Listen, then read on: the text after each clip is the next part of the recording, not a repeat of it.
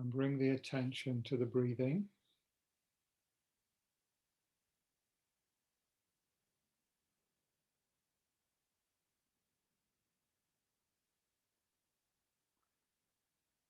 Keeping the mind focused on the sensation of the air entering and leaving the body.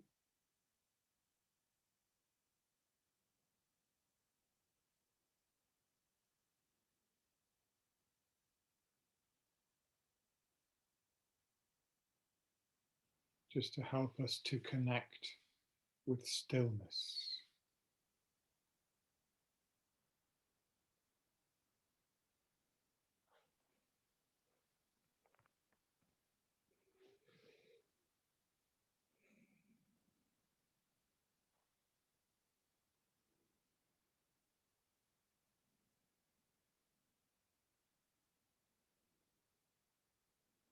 Just letting your mind be still, calm, and at peace.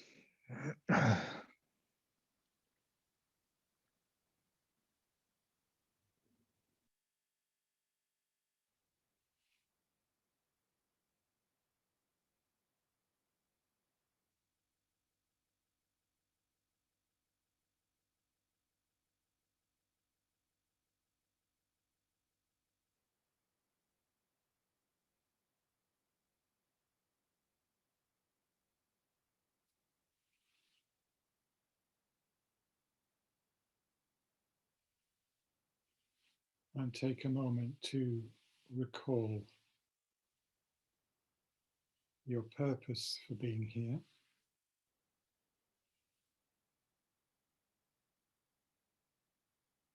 which has to do with peace, inner peace.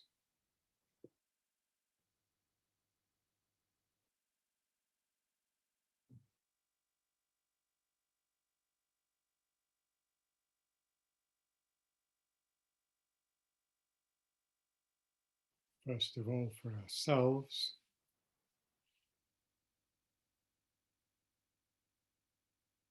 recognizing that we do experience suffering of different kinds, greater or less, more or less obvious. Nevertheless,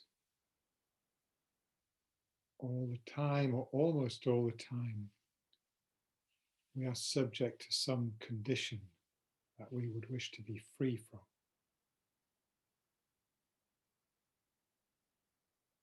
Physical pain, mental unease, anxiety, frustration, grief.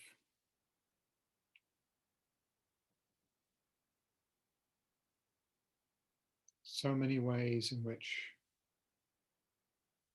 we don't experience the peace that is in some sense our birthright. Some sense we know this is possible.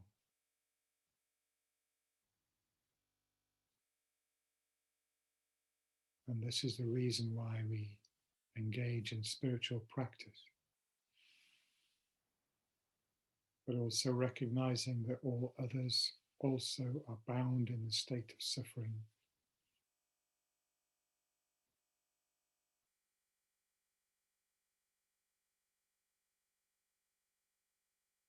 And although we may feel disconnected from them, in truth, we are very, very deeply connected with everyone else.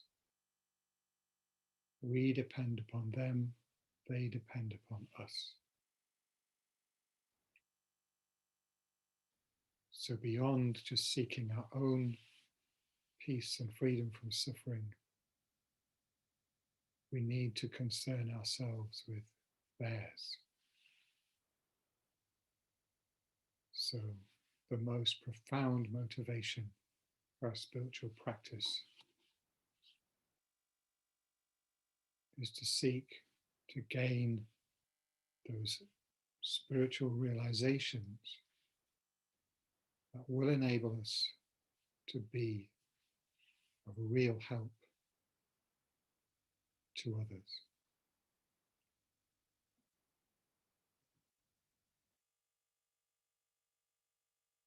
the state of enlightenment.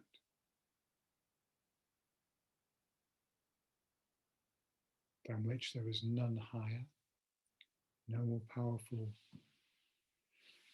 state that we can imagine to be able to benefit others.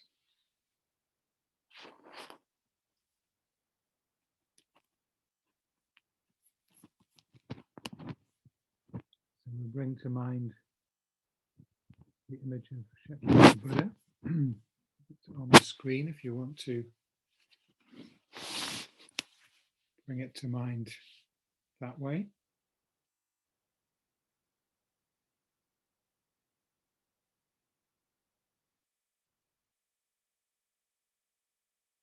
This is a picture of the state of enlightenment that is available to us. And we can sense the deep peace and the spiritual power and beauty of the state. Perhaps we can sense compassion radiating from this image.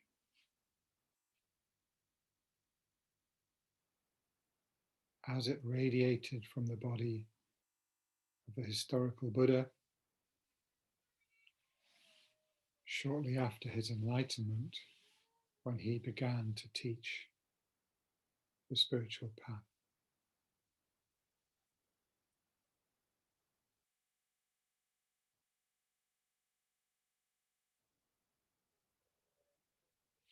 And the Buddha stated very clearly, this state of enlightenment is available to everyone.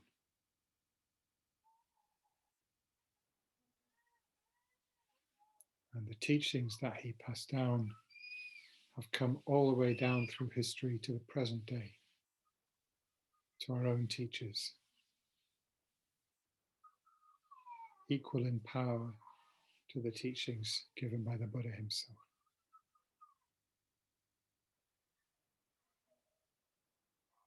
So these are our three jewels of refuge.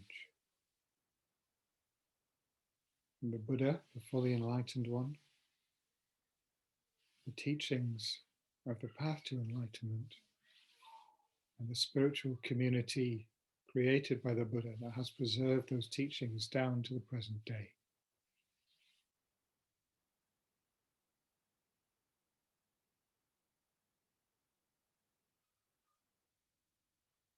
So we should rejoice from the depths of our heart, having this unsurpassable opportunity that we've met with these perfect teachings, and we have the opportunity and the ability to practice them.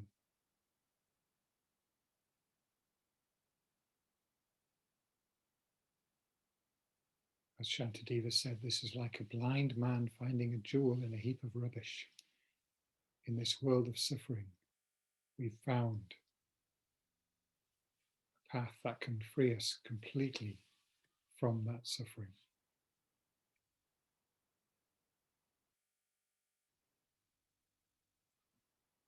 So, with a joyful mind, recollecting what we know about refuge, practice of taking refuge in the three jewels, and bodhicitta, the mind of enlightenment, pure intention to become enlightened for the benefit of all. Then we'll recite the prayer of refuge. I'll share that.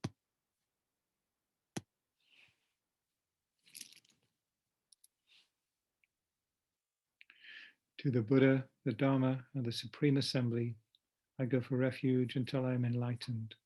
By my merit from giving and other perfections, may I become a Buddha to benefit all sentient beings.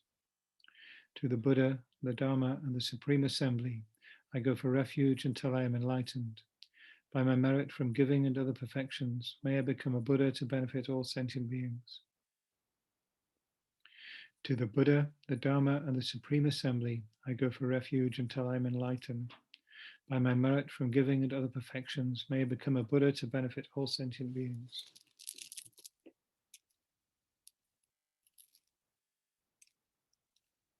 We make the mandala offering.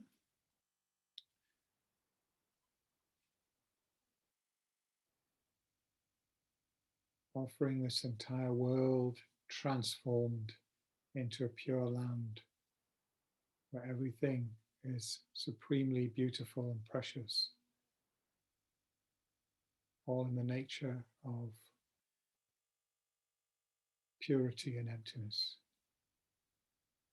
So visualizing all kinds of most beautiful offerings that we offer to the Buddha and all the other holy beings in front of us.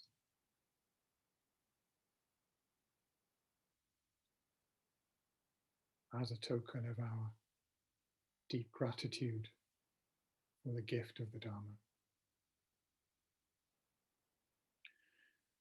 The universal ground, purified with flowers and incense spread, becomes the pure realm of divine wisdom of you.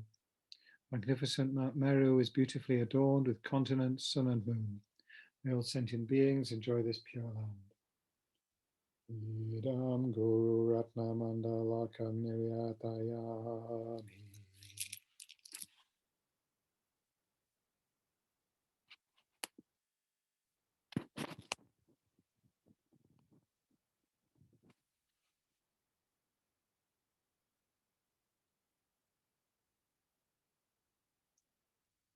And so Shakyamuni Buddha, who is none other than your own spiritual teacher, your non-dual, inseparable, indistinguishable. He comes to the crown of your head, turning round and becoming smaller, coming to rest on the crown of your head about the size of your thumb.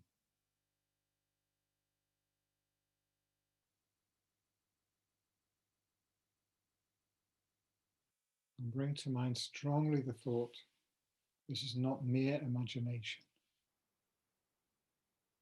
We can validly think this is the actual Buddha, actual Guru. Enlightened beings have the power to manifest in many forms anywhere in the universe. So think now, Guru Shakyamuni Buddha himself is right there on the crown of your head in a body made of golden light.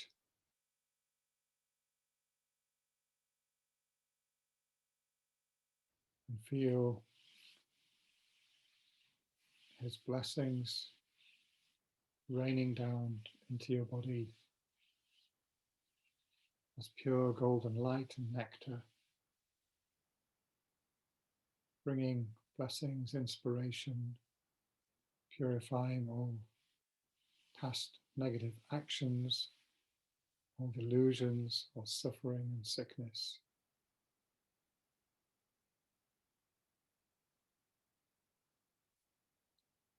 And allow your mind to be pervaded by this sense of deep peace, purity, and pure joy.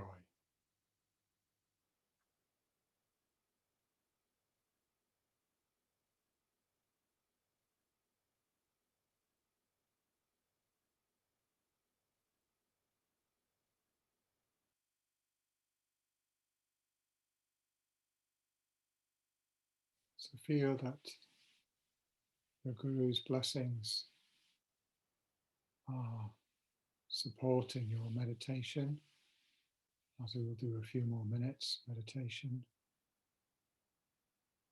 on the stages of the path to enlightenment.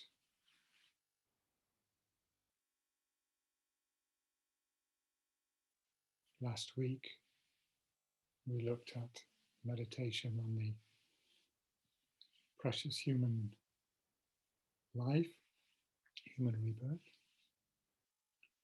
This week, we will look briefly at the meditation on death and impermanence.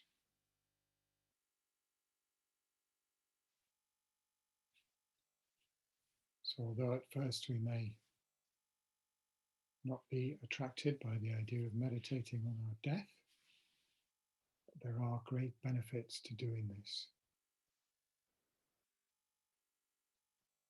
And it may turn out a very different experience than we might imagine. So anyway, the purpose behind the meditation is that we all know that death is inevitable for each of us, and it will be much better to have prepared for that moment when it comes, rather than to avoid thinking about it until the last minute. This spiritual preparation for death is profoundly valuable and useful.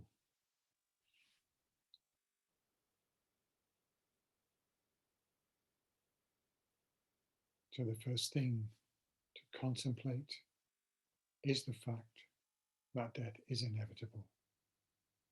Our life has a beginning, a middle, and an end, like everything in this world.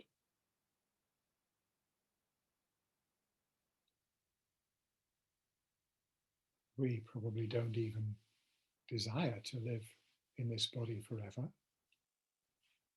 but we know that that's not how it is anyway.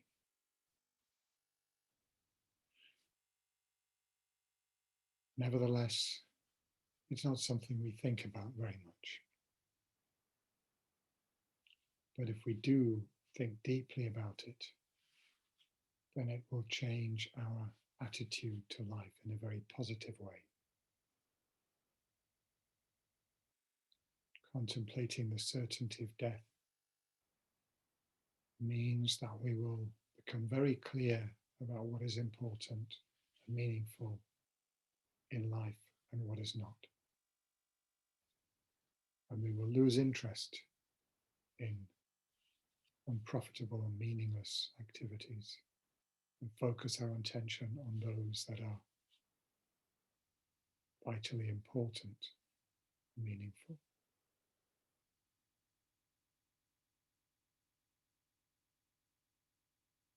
So to drive home this awareness, we first of all reflect that there is no method to prevent death.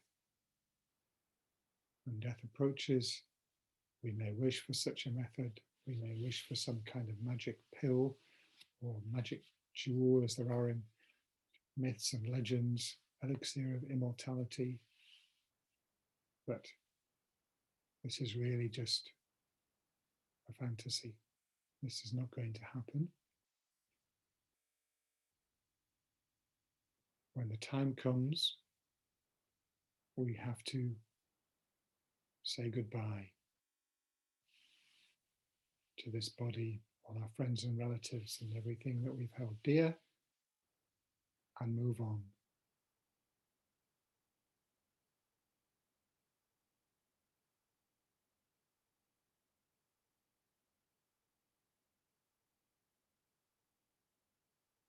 That moment, second reflection is that moment is approaching with every passing breath.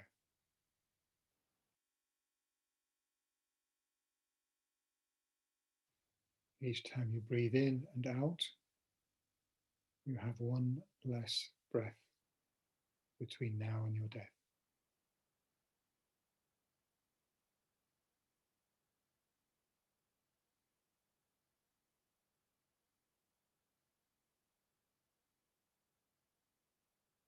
We don't know how many breaths we have, how many days we have, how many years, weeks, or months we have, but we know it's just a certain number. And then, when those days or months or years or breaths run out, will be the time to live our last day, our last hour, our last breath. Death is approaching ever closer, minute by minute.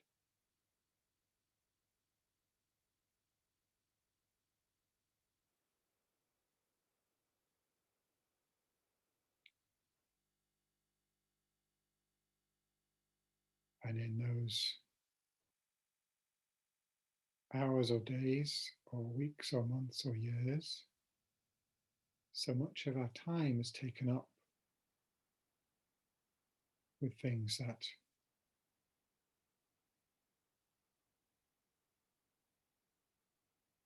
well, they distract us or they are not compatible with practicing Dharma. If we think that's what's important in the light of death.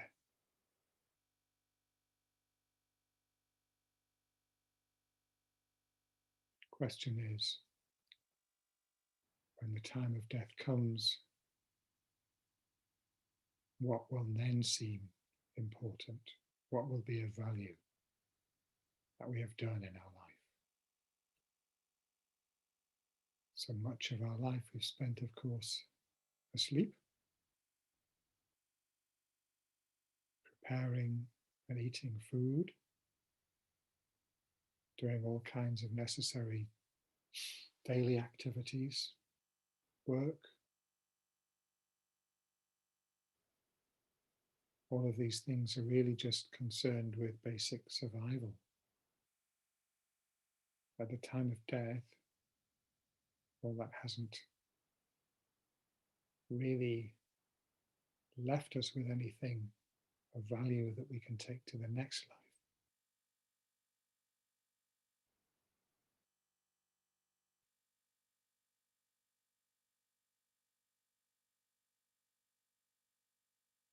And so there's a certain urgency, even though we might imagine it's many years away, but those days and weeks and months and years will pass much quicker than we think. And unless we have a sense of urgency, we won't complete the spiritual work that will enable us to feel no regret when we die. So now is the time. And we must remember, although we assume death is many years away, we really don't know. It could come at any time.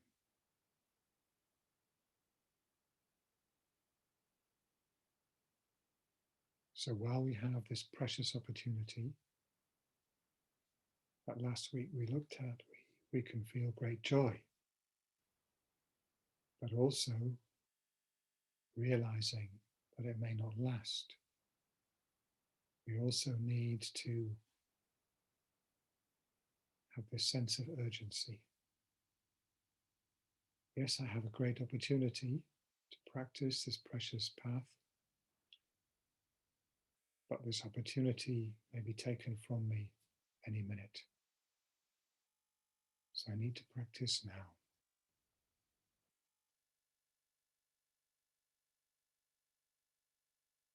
If I postpone it till next week, next year, or when I retire, that time may never come.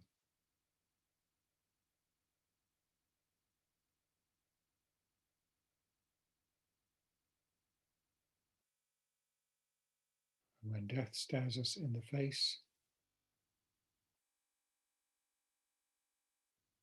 our teachers are saying to us at that time, only the Dharma will help. So whatever wealth or reputation you might have gathered in this life, all that will be of no use to you whatsoever in your ongoing journey. Even your dear friends and relatives that you value so much,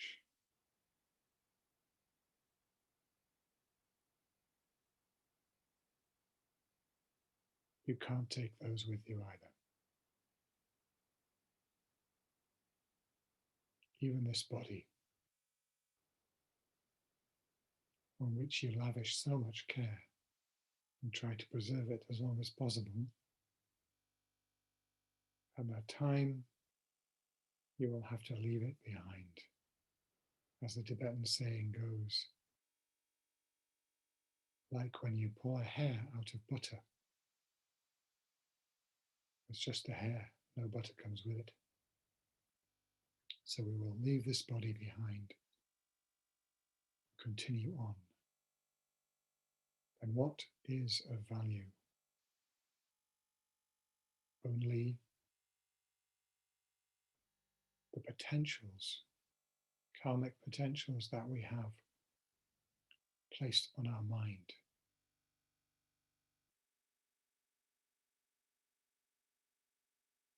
Only the effects of our positive actions, generosity, kindness, moral discipline,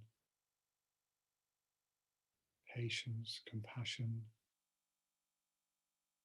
meditation,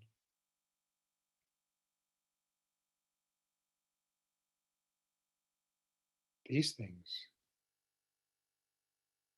do leave a trace that affects what happens next. Even if we find the concept of rebirth difficult to accept, if we use our imagination to vividly call to mind what will it be like at that moment when we have to say goodbye to this body.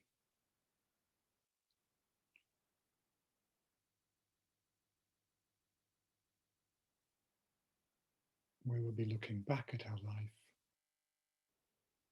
and we will have to decide whether the dominant feeling is going to be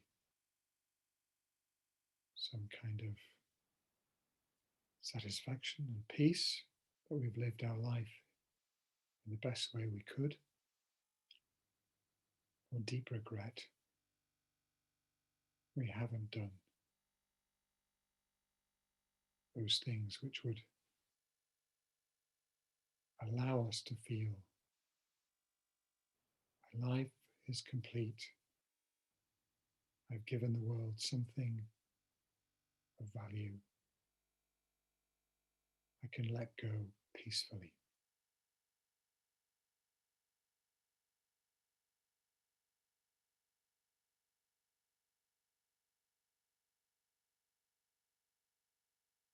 Each one of us must search our own heart to know what is it that I most truly want to do before I die, and not postpone the next step towards that.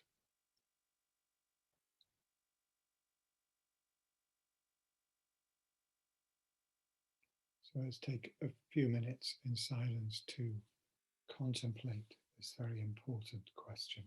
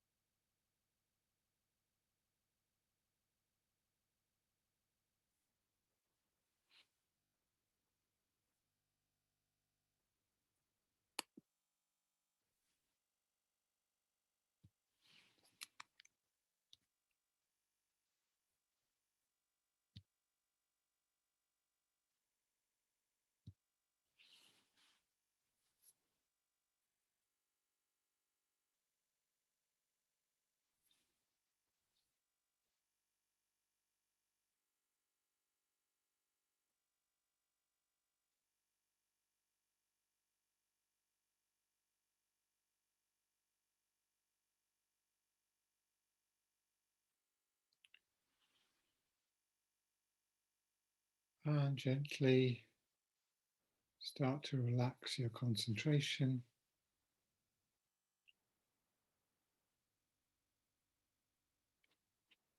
And when you're ready, just come back to the space.